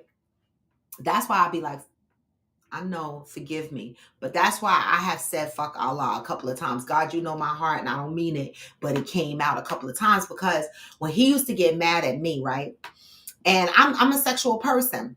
And it's not always, when I say I'm a sexual person, it doesn't necessarily mean that I'm physically having sex, but I'm just a sexual person. And so the touch and the whatever. And so when he used to get mad, he used to do that little bitch shit. And my show is live and anybody can hear it. So anybody think I'm lying, come on my show and tell me I'm lying. He used to separate his room from me. Like, he would get up out the bedroom and go sleep in the guest room, this very room that I'm sitting in right now. He would come and sleep in here for days and days and walk around the house and not speak to me for like 2 weeks. Yeah. And I'd be like, oh, this motherfucker not speaking? This, which means I'm not getting no sex. Like, you getting ready to get put the fuck out. Like, don't fucking do that to me. And then we get into big arguments over it. And he's like, well, the Quran said, if your woman is hard-headed, I'm paraphrasing, if your woman is hard-headed, separate your room from her. I used to be like, fuck that book. Fuck that book. That book getting ready to get you put the fuck out. Don't be fucking walking around here separating your room and not speaking to me like a little. I still want to know what trash pussy is like. You eventually left her? I want to know, Smokey, what happened when you quit her? Did she ask you why you quit her? Because who stays mad for 6 months and not discuss what the problem is? Like, did you not have any idea what you did to her?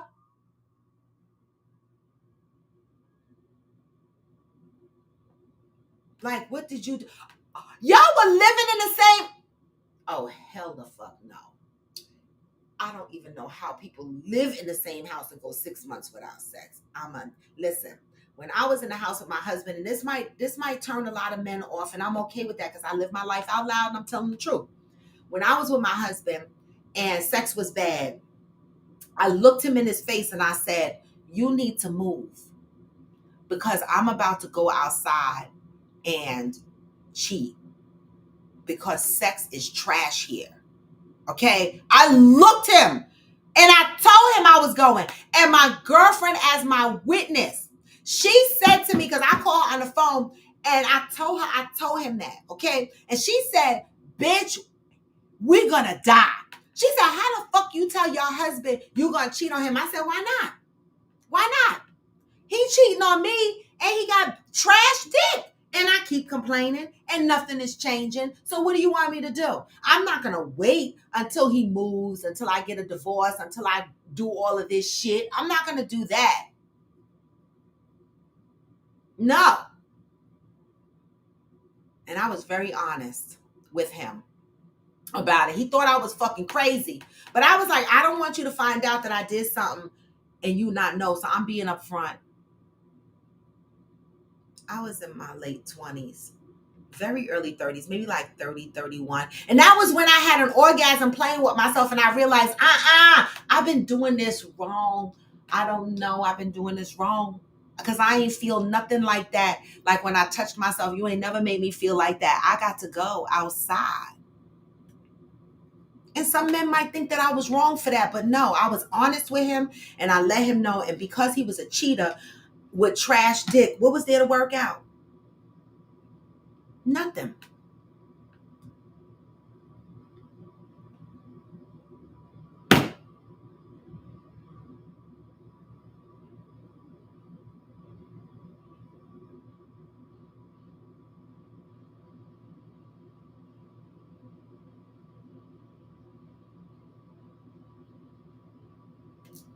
Nothing.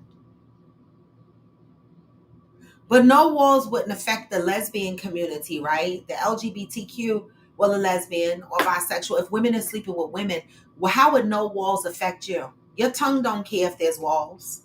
The dildo don't care if there's walls, right? So for women, lesbian relationships, do they complain about trash pussy too? I'm asking.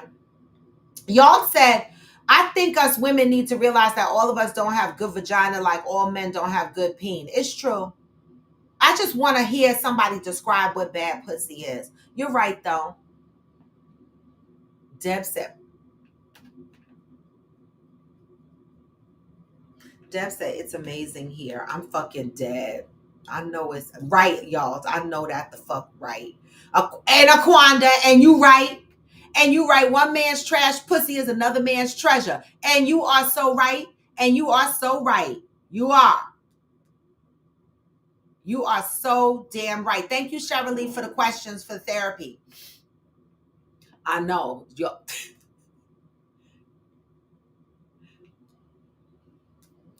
Smokey said he got all his shit and left. That's what I want to know. What did you do, Smokey? What did you do? I can't wait to scroll down and get that answer. I can't wait. Deb says, side note, Avia set up Italy and it's pricey, but we going raw. And yes, we both going to be on the corner getting this money. Okay, let's go. Listen, I'm about to eat peanut butter and jelly for about a good year. I'm about to eat peanut butter and jelly for a good year. What the fuck? Damn it. Everybody asking, what did you do? Thomas said, if she holds out, I'm doing like Griswolds in Natural Lampoon Vacation. I'm playing that Holiday Road music. Holiday Road. Holiday Road. I know that's right, Thomas. Oh my God. Oh no. Aquanda, you said, and that's why he's in the other room? He give trash dick? I'm not staying with nobody with no trash dick. I'm not doing it. Unless they have a medical issue. That's the only reason.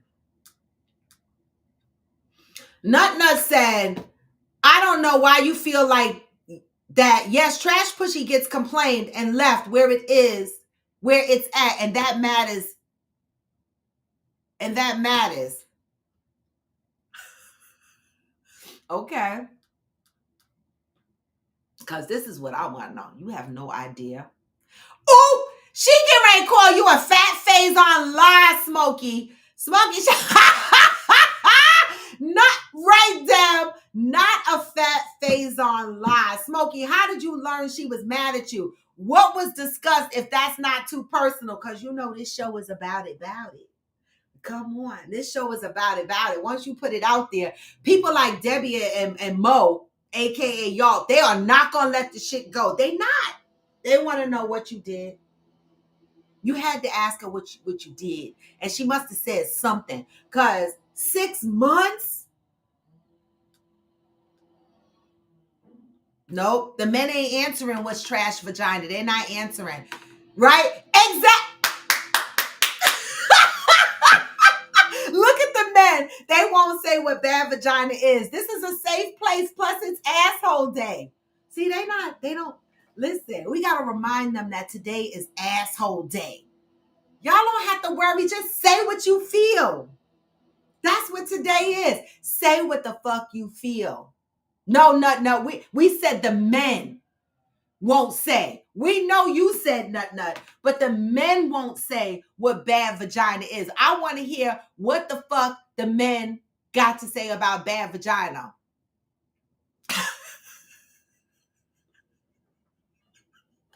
Thomas, don't be advising Smokey. Don't be advising him. Oh God, goes dry, loose pussy is trash pussy.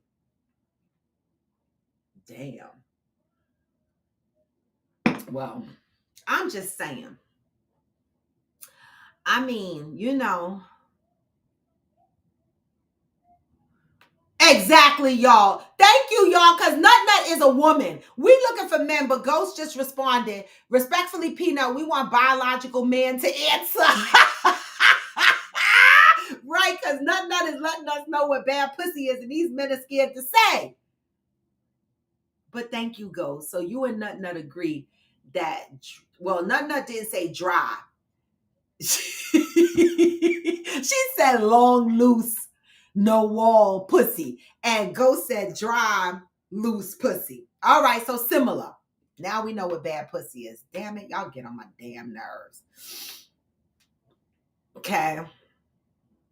Brian said she asked me to do something and I didn't do it right away. Then she said if your mom asked you to do something, you would do it right away. I said that's my mama.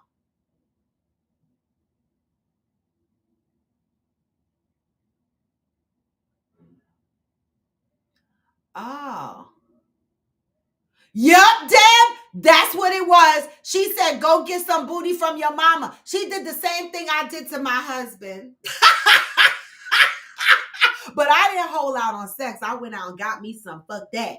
So, I mean, but, you know, maybe it was a pattern, Smokey.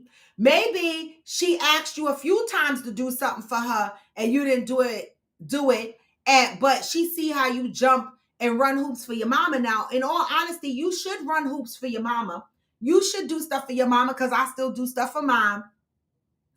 But if your girlfriend is waiting on the sidelines,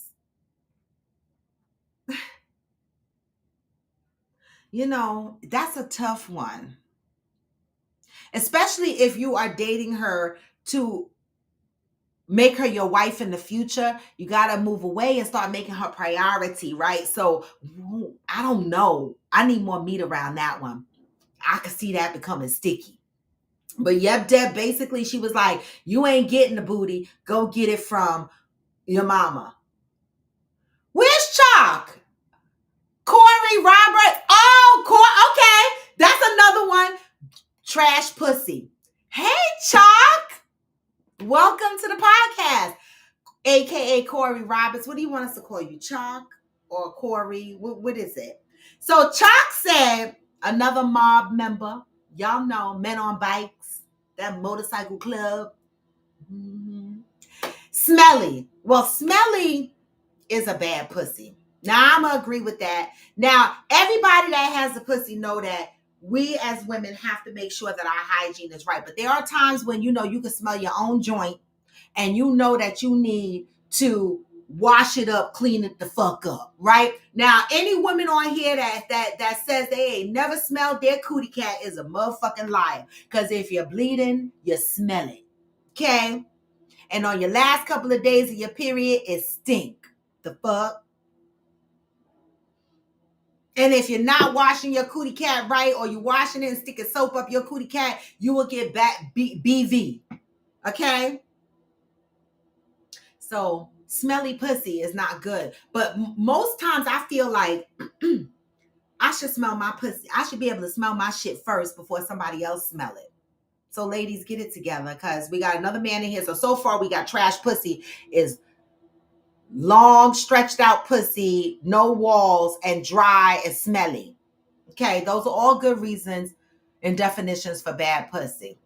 If your shit smell, don't have sex. Okay? Men on bikes, yes. Unless I got it wrong, y'all. Do I have it wrong? Isn't it men on bikes? Fuck. Okay. Question, answer, and opinion day. Question, answer, and opinion day. Corey, you came in and we were asking the question of, if your woman is, well, I'm just going to show it. This is the question that we're asking on the board. How do you tell your woman without hurting her feelings that her weight gain and physical appearance are becoming unattractive and a turnoff, right? And then we got into, there was a meme floating around where some men like hairy pussy. There was a meme floating around that showed a couple, and the man was asking for sex. They hadn't had sex in 2 weeks, and the woman still says she's not in the mood. What would you see? Nobody answered that question. What would you guys do, or ladies do, if you went to your significant other after 2 weeks of not having sex? What would you do? Only person that I remember answering is Cheryl Lee, who said a conversation needs to be had. Okay? Well, I agree with that. But that's in anything, right? That's in anything. Because listen, most of my life, I picked nice men, beautiful men.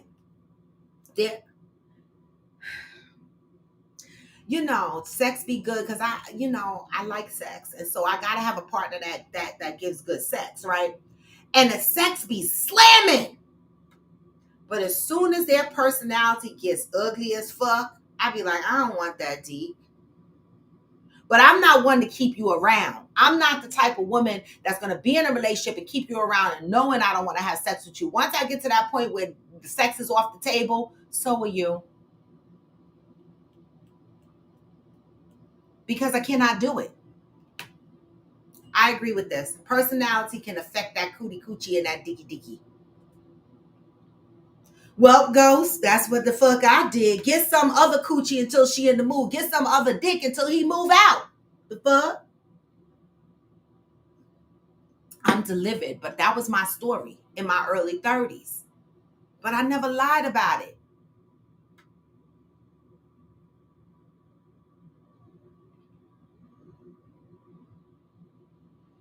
Well, I got a couple of y'all. I got a couple of friends. Y'all said I've heard too many people in real life tell me they are in sexless relationships. I'm like, how do you stay? I know someone right now in real motherfucking life that ain't had sex with their husband in years. Not months, not weeks. They haven't had sex with their husband in years. And when I'm talking to them on the phone and they're telling me this, I'm like, what? Huh? I have a couple of people in my life right now that are living in sexless relationships.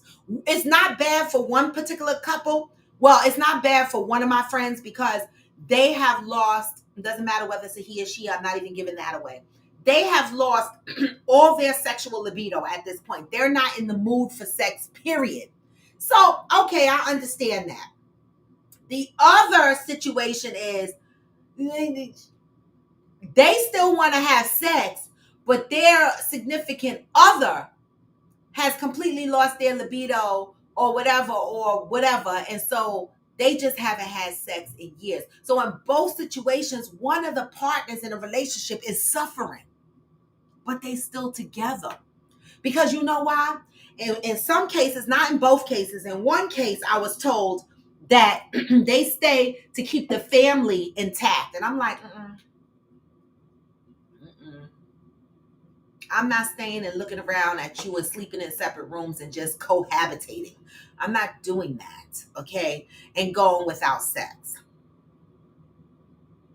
But I do know people in real life that are living in sexless relationships. And that's okay if they're okay with it, right? I'm okay if they're okay with it. But people do live this in real life. And they stay for different reasons, business reasons, children. The reason you might not agree with, but they stay for various reasons. And sometimes maybe they have a open situation where they go out and they do with other people. Who knows? Everybody's situation is different. But I do know people in this situation, and they have never said to me that they go out and sleep with other people.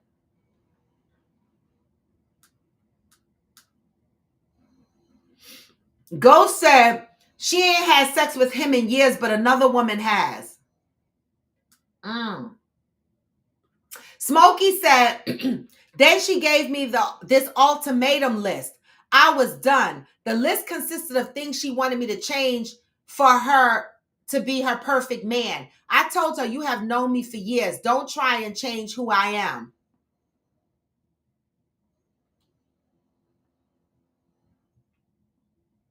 Exactly. Now, has she known you for years? That's tricky. She's known you for years. So what did you take? Did you take any learned lessons away from this relationship, Smokey?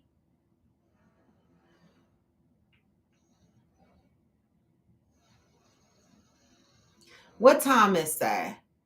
Why are we saying sorry to Thomas?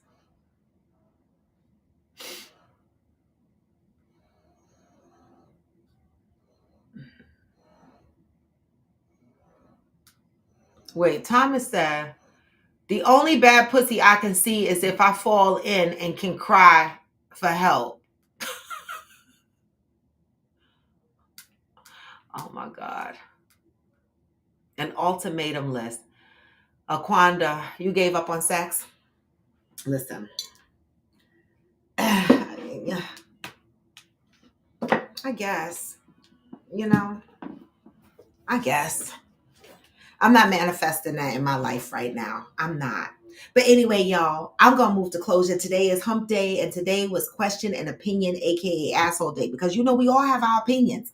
We all share various perspectives, and today is the day where we are able to talk about topics and give our ultimate honest opinion without taking offense, because it is dedicated to asshole day. So whatever question you ask on hump day, aka asshole day, if somebody give you a sarcastic ass answer, just deal with it. Put an S on your back and fly the fuck away. Deal with it, right? This is where we're having fun. We love up on each other. We are a chosen family. We are here to do better, be better. So being assholes on a Wednesday is still a part of loving each other, loving up on each other. I always say that if you don't have the personality that allows for some fun at times without being so defensive, and being so serious, that's misery, right? We are all leaving, Corey, but thank you for joining. I appreciate it, right? But we are all leaving because it's 10 o'clock and I got work to do, right? But I want to say, guys, we have a lot of stuff coming up. March 8th is our rodeo weekend in Houston, Texas. I will see the Texas folks there. A couple of us are traveling in from Buffalo, from Maryland, from New York, New Jersey to come in and experience the rodeo with our Houston family. That's going to be fun. So Friday, we're going to have wine, cheese, and things, book reading, book discussion, and then we move into our card games and drinking. Saturday, we're doing the rodeo activities. Then we come back to the house and we do more games and talking or whatever. And then Sunday, we have a brunch, right? And so we're going to have a great weekend. All right. And so as soon as I book my ticket, I will send my itinerary information over to the Houston folks so that they know exactly when I'm coming in. I should be buying my ticket maybe in the next 2 weeks for sure. And I'm probably going to come in Wednesday or Thursday because I like to get in a day or two before the activities start because I just be exhausted, y'all. All right. And so with that, keep in mind that we have March rodeo activities. We have June. We are planning on going to West Virginia as a group to have some outdoor activities and fun. And then in August, we have our end of summer soiree in Dominican Republic. All right. So make sure you are putting your $50 deposit down on your rooms. And then in November, we have our Friendsgiving in Galveston, Houston, where we have our Friendsgiving meal along with games and activities and discussions. All right. And then in December, we have Friendsmas. Okay. Friendsmas is our Coffee with Friends Christmas together, where we have not advertised the house for that yet because I'm trying to get these other trips, deposits and everything situated before we start advertising the Christmas house that we're planning on indulging in. Now, we've got a lot of activities going, a lot of trips, like 4 or 5 trips specific to Coffee with Friends, okay, that we are doing. And then I have a couple of trips separate from Coffee with Friends that I need to do. So pray for us, sister, okay? I'm just trying to keep my head above water here. But make sure you are scanning the link, my link tree. Anything you need to know is on my link tree. The 2024 Coffee Soiree link is there so that you can go to the booking page, put your deposit, read about all the different variations of rooms, read what's included. Okay, read what your upgrade options are, travel insurance if you opt for travel insurance, and then it tells you you can use the travel agent to book your air flight as well.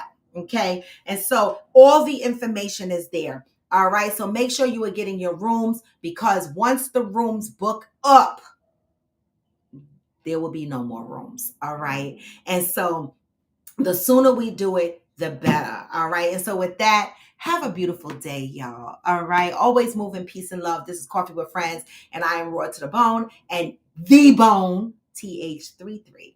I am going to send y'all out on some positive vibes because, you know, no matter how low, you can still what? Even when you feel low, you can still go. Even when you feel slow, you can still go. Even when there's no hope, you can still go. I never answer to no, man, I still go. And I don't. This is Coffee with Friends, and I'm Raw to the Bone. Happy Wednesday, y'all. Have a good day. Move in peace and love, and get this message on the way out. Hey, what? Hustle hard. Every single day. I'll be making moves till I'm buried. Hey. To the system, I don't wanna be a slave. I've been doing shit my way or the highway. And in the driveway isn't very strange, cause I'm going through the climb, I invite. Hey. You never hear me, bitch, nah, I don't complain. Just gotta flip the switch and you can go another what? team. Anything you want, anything you need. Your mind's got the key ingredient. Hey. Better see with the negativity, But I just slide right by that energy. Even when you feel low, you can still go. Even when you feel slow, you can still go. Even when there's no hope, you can still go. I never answer to no man, and I don't, y'all. Peace. See you tomorrow.